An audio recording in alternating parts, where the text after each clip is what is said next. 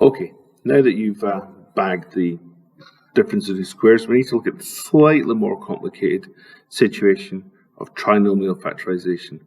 The difference of two squares is taken from that concept that if you multiply out two terms in FOIL,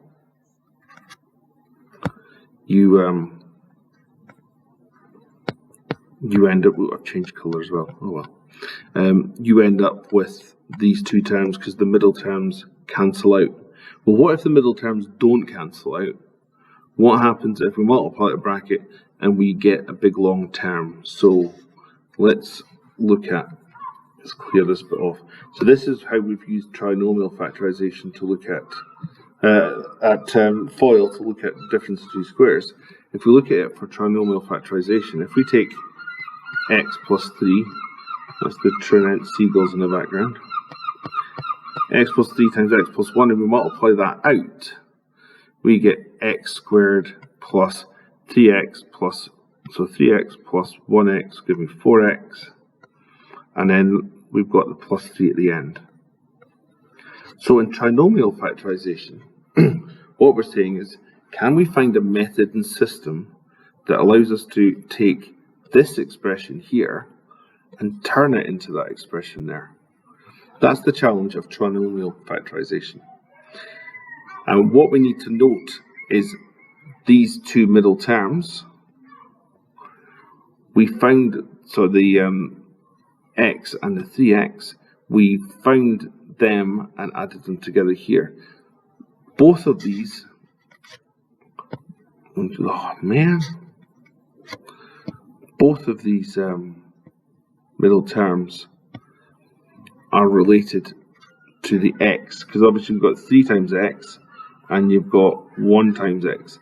So the middle terms here are dependent on it being an x here and an x here, but also the 3 and the 1 that make up this 3 here.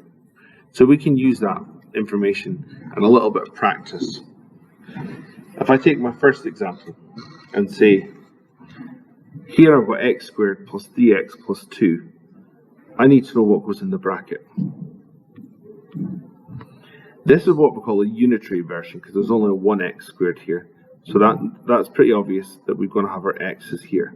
And everything's positive, so we're fairly confident that they're going to be pluses. So what goes in the end? Well, that's a 2. So it has to be multiples of 2 that go in at the end. And when we multiply out, we should have a 3.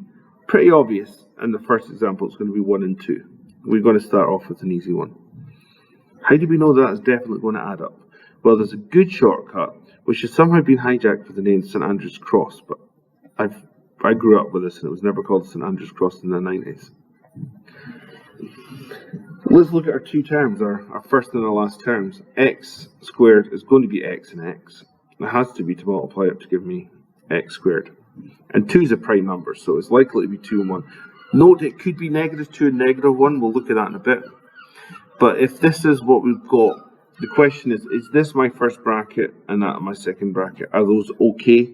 Well, we do what we're going to call the cross multiply, and this is where the St Andrew's Cross claim comes in. 2 times x gives me 2x, and x times 1 gives me x. If that's right, then when I add these terms up, I end up with my middle term, which you can see I definitely have done. So, the brackets are going to have x and x at the start. The end term in a unitary one is nice and easy. So in the end term, it's going to be factors of the last thing, 2 and 1. It might be, if it was 6, it could be 1 and 6, it could be 2 and 3, but also it could be negative 1 and negative 6, it could be negative 2 and negative 3. In this case here, it's just 2, so it could only be 1 and 2, and it could be plus or minus, but there's no negative term on the 3x, so it's nice and straightforward. So this is what we call the St Andrew's Cross method. There is another method which is bandied about. Mrs. Lawson uses it a bit, but not all the time. I'll show you that when you get back because it's actually harder to explain than this one, because this one's actually pretty straightforward to see and use and then get on with it. So let's use this method here and say, here is, I'm going to make my cross up. There's my x squared, and there's my 10. I want to turn this into two brackets. They both start with x. This has to be x and x, because there's no other way of making x squared there. 10 could be 1 and 10. If I did 1 and 10, I'd get x here, I'd get 10 here. That would add up to give me 11x.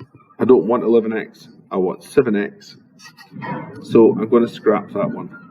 I'm going to assume it's not actually 1 and 10, but factors of 10 that add up to 7, you're going to immediately think 5 and 2.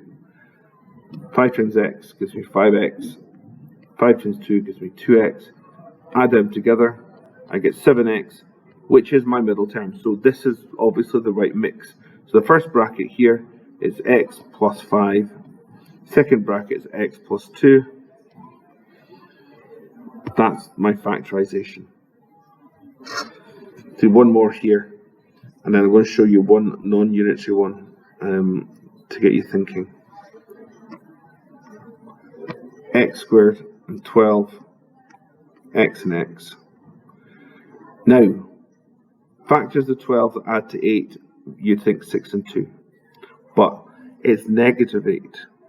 So let's look at negative 6 and negative 2. Still multiplies to give me positive 12.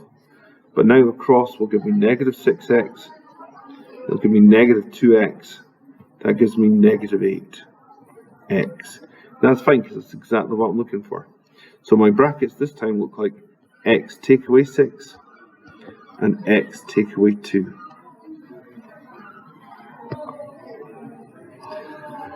I'm going quite fast, but I think you'll understand that if you don't go over it a couple of times and then ask me specifically things. Here's a non-unitary example. So this is one where there's a 2 in the front. And on this method here, you know it's going to have to be a 2x and an x this time. But factors of 3, they're going to give 5. If I put 1 and 3 here, I'd end up with 6x. I'd end up with x, and that'll give me 7x. So I don't want that. So let's look at another version. 2x squared, 3, it's got to be 2x, it's got to be x. Let's look at turning that around and making that 3 and 1. See how in the previous examples it actually didn't matter which order you put the 2 and the 1 in, for example, because they both got x. But because this has a 2x and an x, it will matter which way around the 3 and the 1 go. This will give me 3x. This will give me 2x. That gives me a total of 5x, which is my middle term. So this non-unitary version uses the same method, but now we can see that the non-unitary version here, I've got first bracket is this one here. So it's 2x plus 3, and the second bracket's this one here, which is x plus 1. Beautiful, huh? Enjoy.